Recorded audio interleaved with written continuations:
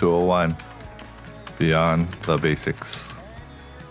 All right, so in this video, we're going to go a little bit beyond what we talked about in the last video, Material Q 101, where we talked about how to lay down and draw horizontal, vertical lines on your Android screen, how to use and how to code into Material Q. And with that video, you can make every grid that you see, once without text, but basically almost every grid that you see being used for Golf Clash. In this video, we're going to go beyond that. We're going to look at a few more features and commands in Material Q that you can use. That'll be the first half of the video. In the second half of the video, we're going to think about and look at strategies when you're designing your grids, how to think about it beforehand, lay it out to make it easier for you to customize and move things around. Yeah, so let's get into it. Let me get out of here, get out of this screen. Okay, so before we get started, so I want to let you know that Material Q and Android 12 don't work with each other out of the box. So when you run Material Q with Android 12, you can download it and run it, but as soon as you put an overlay, you won't be able to touch your screen because Android 12 doesn't allow unauthorized overlay and touches. So you need to go into Android 12 and just enter a one-line command to take away that. And what you would need is an Android debugger shell utility to enter that one-line command. And it's very straightforward. It's fairly simple.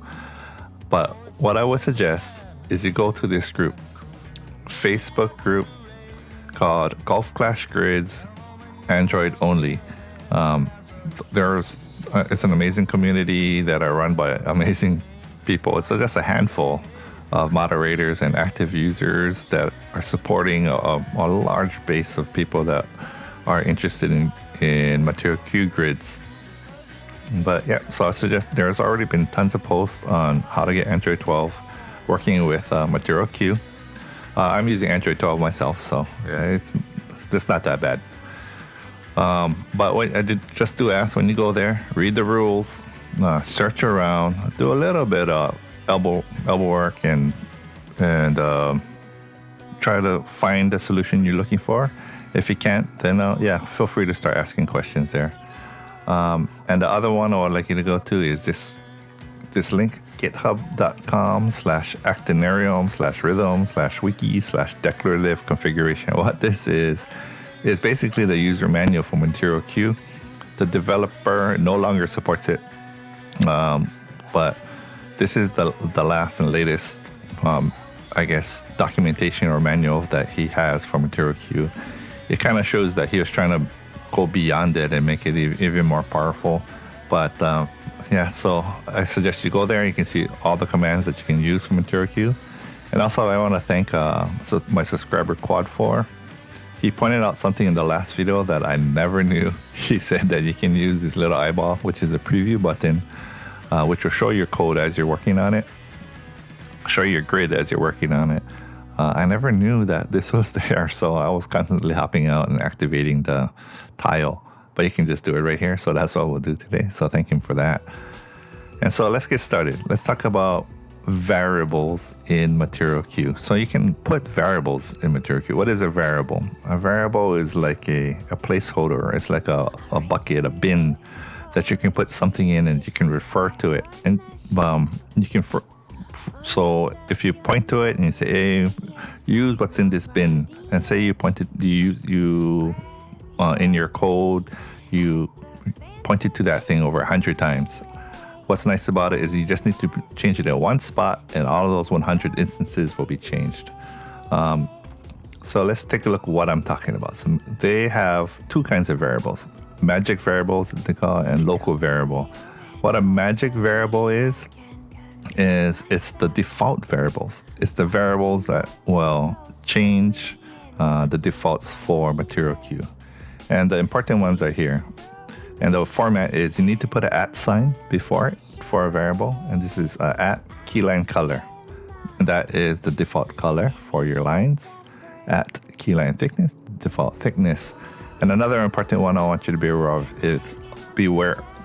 of is at keyline outside.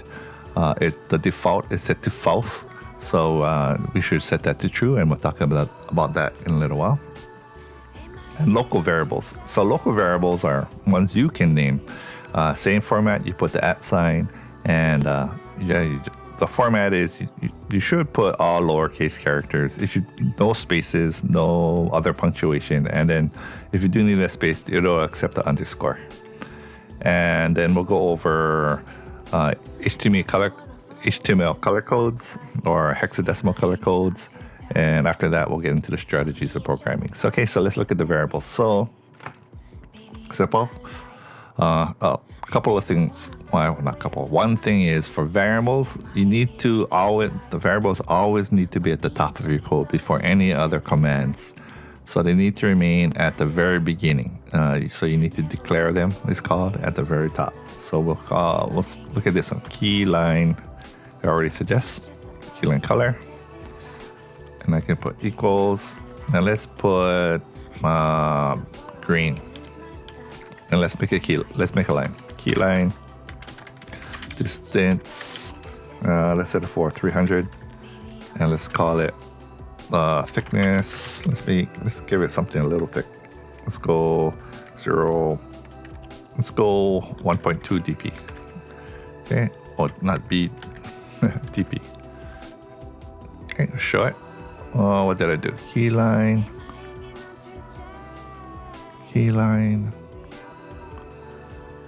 Oh, shoots. I didn't say where it was from. From left. Okay. And so now you see, I didn't specify the color, but I did choose green. So if I put red, all right, blue,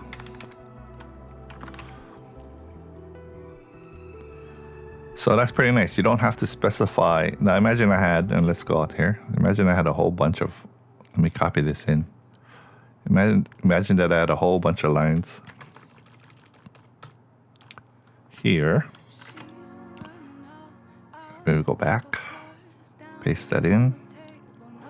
Let me take away this one. Oop.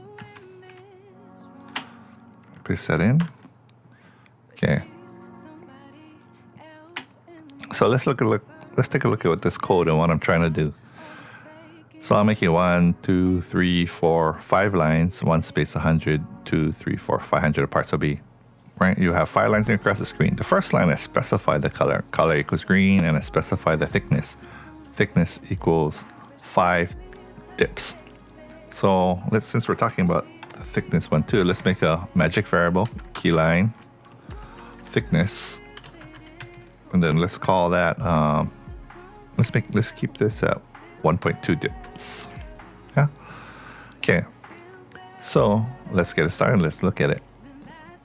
So you can see that the magic variables, the defaults of blue and 1.2 thicknesses are affecting all the ones that I don't have.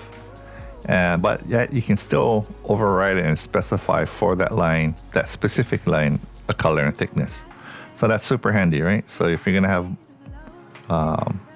your grids laid out, you can now make groups of them and put your local variable. Oh, in fact, let's make a local variable to show you how you can control that. So here I will need to put a local variable, and you know what? I have it also saved. So let's look at that instead. Okay, I'm gonna go out. Let's grab that local variable. Right here. So let me copy that.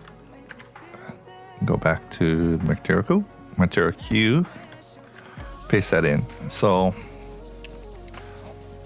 here I'm declaring, or I'm setting 2 variables, local variables. One I'm calling test color equals red, and one I'm calling test thickness underscore with an underscore. So you can do it in both ways, right?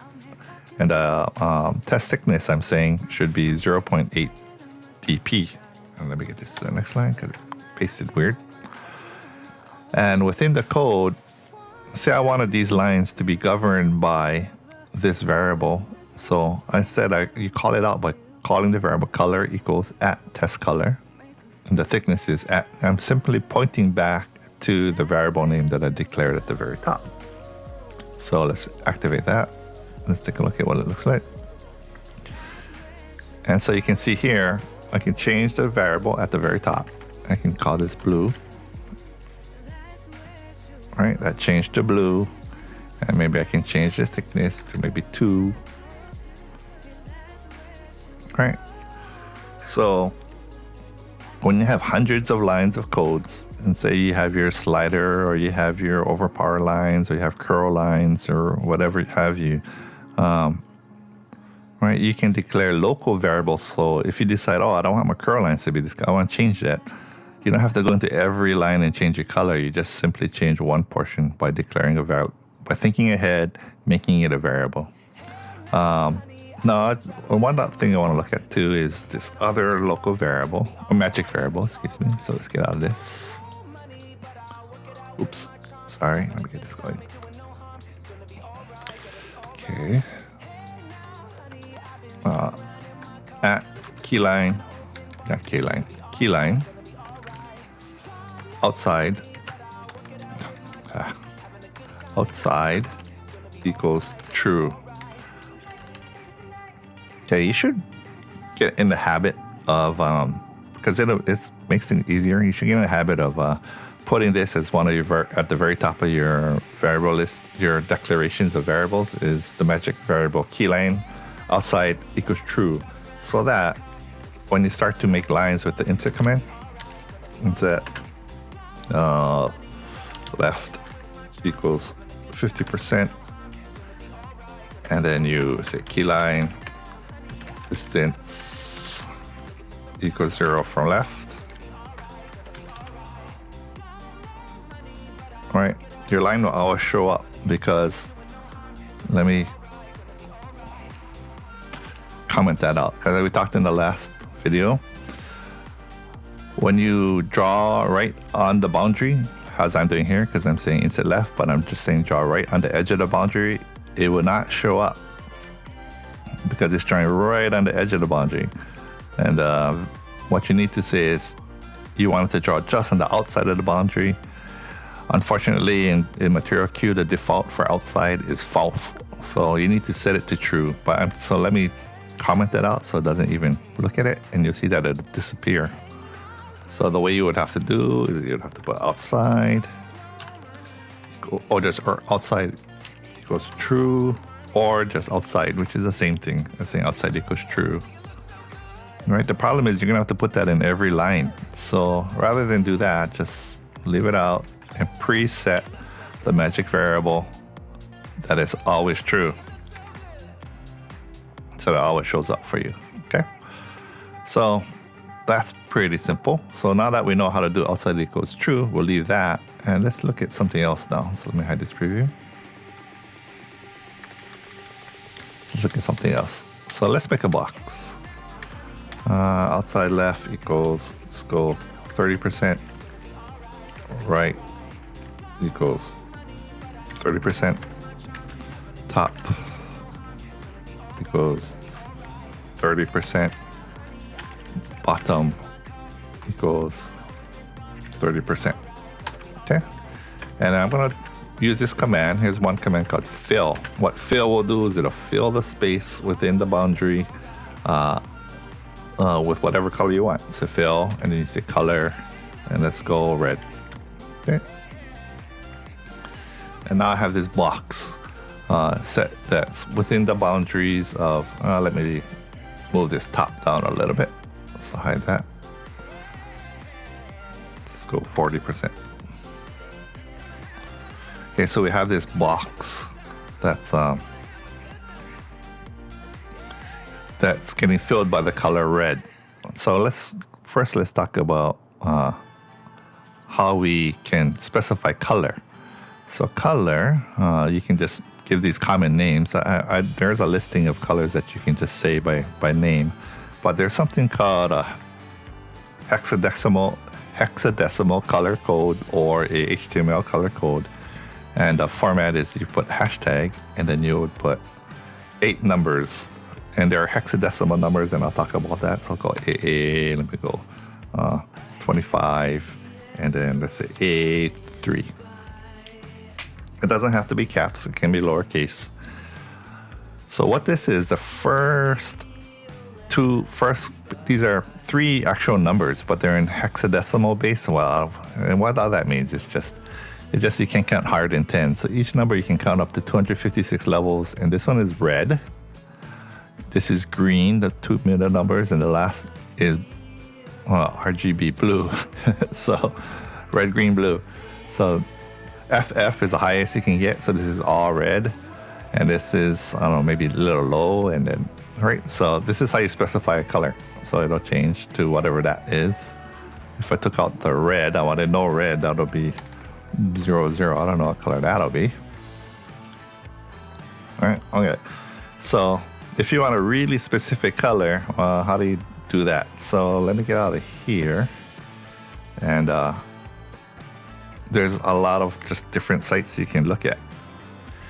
Here's one that's I would recommend you go to. It's a color picker website, so htmlcolorcodes.com, and you can see here that it's showing you the hexadecimal for whatever color you pick, and it's telling you the actual RG. I should have pointed to here first. Telling you what the mix is: red, green, and blue. So E7 actually means in regular numbers 231. AE means 174.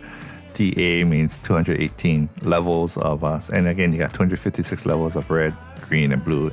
Depends how you mix it. That's how you get your color. So let's see. Let's go with this weird E7AE. So we just look at that. We'll go back to Material Q. Go back to Material Q. E7AE. Just enter that. Doesn't have to. Wait. Sorry. Go back to that. Doesn't have to be capitalized. E7AE. All right. And we get this kind of weird, interesting, whatever color. But it's the color that we picked. So you can go to that page and customize your colors. Okay.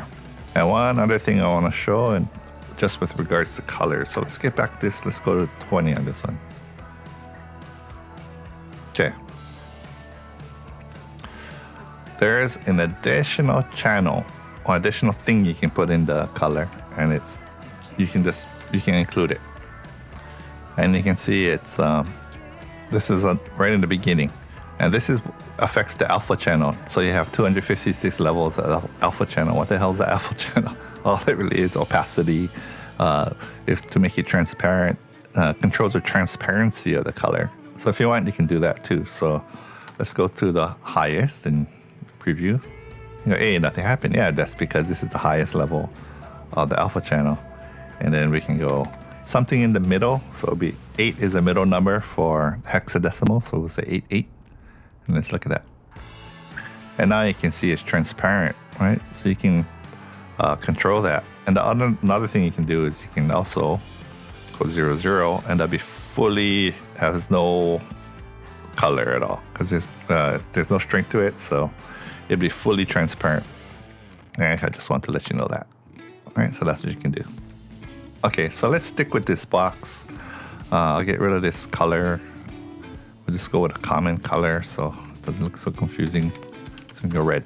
All right, we'll make a box. And then I'll make the box a little smaller. Let's go to 40% again. Okay. So now we're going to start going on to strategies on programming with Material Q. And so I just want to touch on this. What if I have this box and I want to move it around? Well, if I want to move it to the left, well, let's actually make it with pixels. So let's go 200. Right will be, let's say, 800. Top will be some number like 1,000.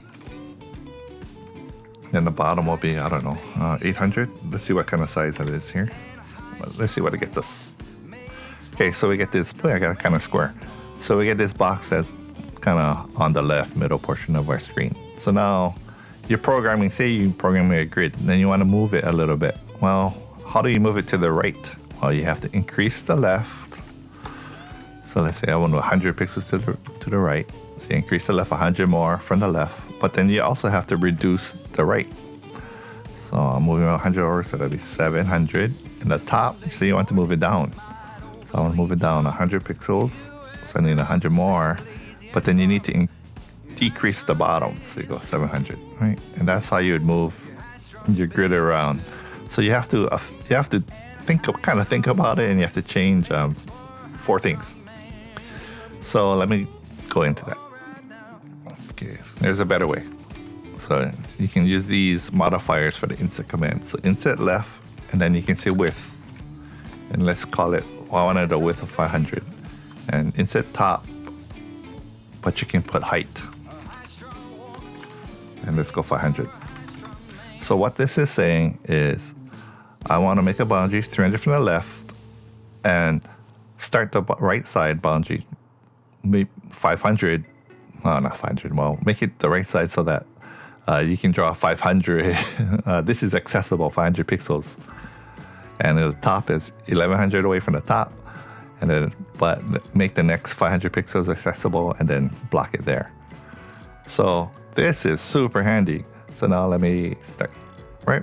So now I have a truly square box and I don't have to do anything. So I can go, I wanted an 800 by 800 box. All right. Super easy. And now if I want to move it around, I can go, let's bring it close to the edge. Just go 100 and let's bring it high up there. And 100 and let's go 200. So let's drive it way up upper left. Really easy to move things around farther away, right? So you kind of that's easy enough to get the picture. 1000. All right, so when you use the width and the height modifiers and the inset command, it makes life pretty easy to move things around all at one point. So what am I talking about here? So let's actually make it more useful. Let's put some lines in here instead of this fill color. So let's just draw lines first. Key line distance equals 0 from top.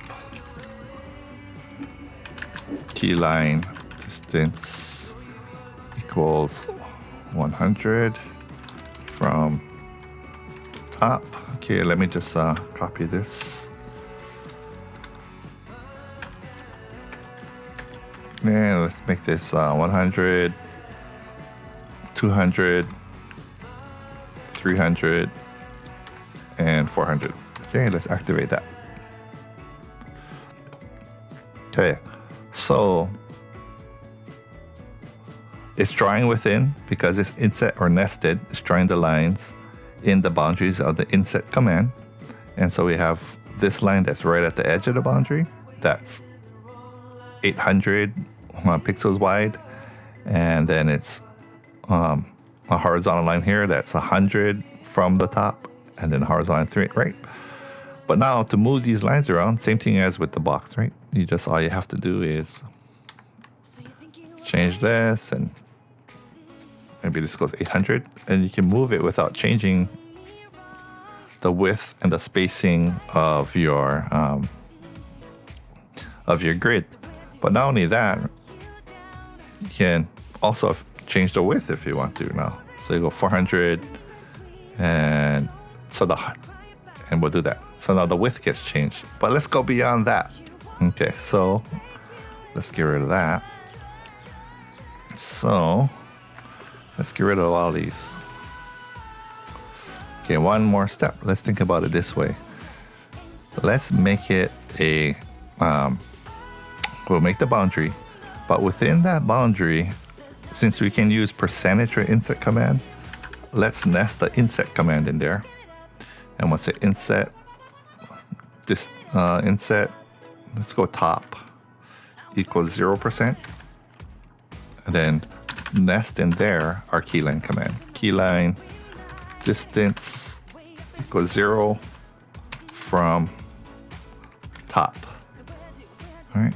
and then let me get here, and then we copy this.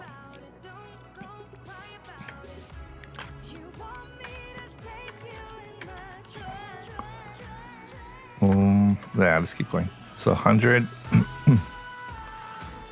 0, 10, 20, 30, 40, 50. So what am I doing here? So, well, let me just activate it so you can see. Move it from the left. Move it from the left. Let's move it to 800 from the left. Right, I don't like the color. Let's make it darker. So we'll go at keyline color, and let's call it black. Let's change everything to black. Okay, so it's a little easier to see. So I have that boundary. In fact, let me make a box so you can see what this box looks like. So keyline distance equals 0 from left, and I make this color equal at box color, and then we'll copy that. Let me get that out of the way. So I'll copy that, Control, and let me copy this down. E, Control Z, yes. Okay, and I'll see it from left, from right, from top, and from bottom. And from bottom, I specify the variable here, so I'm going to call that out too. So at box color, and call that red. So we make a red box. Okay. Oh, RGT. Yeah. Sorry about that. I thought it moved me right there, but it did it right. Okay. So we make this box. Why is this black? Yeah, so you gotta be careful. Some of the things are a little glitchy in Material Cube, but the main thing is we got this box showing you. I want to kind of highlight. Let's try to change this color. Will green work? Green. Did I specify it wrong? Let's see. That's the top and the bottom. Box color. Yeah, so that's, yeah, he specifies in his documentation that some things can be a little glitchy. But it's, from what I've seen, it's pretty good so far. Anyway, so let's just make a box. Try to illustrate this point. So because I put percentage, what's nice is what you can do is you can stretch it out. So all I have to do is change the height. Let's go make this a height of 1500. All right. Now you see that these grids are spaced out evenly. So there is a grid line command, a grid making command in Golf Clash. Not Golf Clash, excuse me, in Material Cube, but it doesn't allow you to put percentage, so it's kind of set and you kind of have to always manually change it. But if you think about doing it this way, then you can easily move this around. So let me take away this box. All right, let me take away the box. Let me take away that call out to that color. Black. All right. Yeah, maybe it's a lot less confusing there. So we can change how it looks. We can change the spacing. So let's go height. And we go maybe this. If we did it as 400, you see it squished together. And we can change the width. Let's go to 100. Right, easy, and we can move it around. So you can already see, hey, if we got it skinny enough, we're going to make this a maybe 60, and we bring the height really tall, like about 1200, or even more. Let's go 2000, not 2000. So hey, this is starting to look like a slider ruler, right? So all you would then need for it to be a slider is put a line down the right side. So key line distance equals 0 from right, and say, hey, what's going on? Oh, I see, it got up there. Right, and now we have this line going. So we have this line going down the right side. So it kind of already looks like a slider, right? So that makes it super easy. So I can move this around. Oh man, I want it more to the right, right? So 15, and not as low, so we're gonna raise it up. Let's go to 300. Oh, that's too far to the right. Let's go 1200. All right, again, so you can see, just doing this, positioning things for yourself would be so easy. I could even copy this again. You can copy this whole thing down. Like another set here. I can take away the right line that I drew. Okay. And I can squish this, so don't make it so tall. Let's make it like only 100. Not so far to the right. Well, let's go. In fact, let's do percentage. It's easier for me to kind of figure it out. So let's go 40%. All right. Oh, really tiny, way up there. Let's go. Top it goes 80%. Okay, so we dragged it, or we're making it come way down here. Make it wider. Wider, let's go to make it 200 width.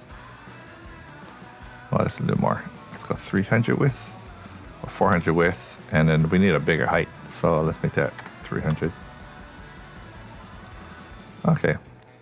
So you can kind of see this is going to be maybe like OP, a grid for your OP overpower range. And again, super easy to move around. Maybe, maybe percentage won't be the best because pixels allows you to do really fine movements. So maybe we should stick with pixels. So 400 from the left. All right, and start to line things up. Oh, we need a little more. But you kind of get the picture. All right, and now you can start doing it by 608.2. I precisely start to line up your grid. So that's what I kind of want to focus on, that you should start to think about your grids in a modular fashion, as they're separate elements, and program it that way, using the insert command, nesting your insert command, because it'll make your life so much easier. So let me show you another one, maybe slightly more complicated. That's the same though, but I'll hop out and kind of show you the structure of how it should, what you can do. So I made a wind dial. That's the text. So I made a wind dial. We can look at this one. And this is based off Juan Prego's wind dial. So, but let me hide that preview. So that's what it looks like. But let me hide the preview. And so we went through the same process. So before I started programming, coding it, just thinking about the way to do it, setting up variables at the very top of your screen, so that I don't have to change every line if I want to change something, and going through the same process, thinking through how to make it so that it can scale. So I have insets and the key lines so that everything can scale and change size. And so let me activate it. And you can see I have these settings here. So like dial left position. So now I can move it around and put 200 from the left, move that. Well, that didn't move that much. So I can put 800 from the left. All right. And I can even change its size because it's bounded within that percentage, the inset command that's specified as percentage. So I can change my dial size. So I can say 500 here. Right. I can change the thickness easily. I want a 2 dB thick, and the color. Let's go red. Right. So that makes things so. In fact, what this does is this makes this screen independent. this code will work on any screen. It doesn't matter the size of your screen, and then you have to change. In fact, I put this code up in in the Facebook group, Golf Clash Grids Android only. You can find it there and download it there. And so that's the last thing I want to touch on. But let's get on one last thing for the preview of what I want to talk about next in the next video is how to deal with text. And it's going to be the same process. So we got text here. Let me get that and get this preview out. So same deal. Oh, in fact, I will leave it. So you can see the text here. I made a little text circle that goes along with the wind dial. So if I want to put this as a wind compass, same thing, same process. Think about how to lay out the code, variables at the top, and then using nested inset commands. So now I can move text, and that's what I'll talk about the next video, about how do you put text, because the hardest part of putting text in Material Queue is getting text to be in your lower left portion of your screen. If people who have done it will tell you, yeah, putting it lower left can be a little challenging, and moving it all at once. So let's show you how I can do that. Since I have it this way, I'll just show you as a preview. I need to do more left. So at negative hundreds, I need to drive it more by using negative numbers. So let's go to 900. And let's see where that moves. Okay, that's good. Then top of the dial, so I just make that drive it really down. So let's go 1200. I don't know, what's that? 1200? Let's try that. It's going way down, yeah. So 1200, let's go 1800. All right, and then I can drive it even more left when it's 1200. All right. I can drive it up a little more, maybe a little too far down. 1600. All right, so easily get text down to the lower portion of your screen. Same thing, change the color if I wanted to, but just thinking about the way to program it. Oh, I put red. There you go. All right, so it changes to red. I can even change the size. Well, yeah, that'll be for next time. So yeah, appreciate you watching. Thanks.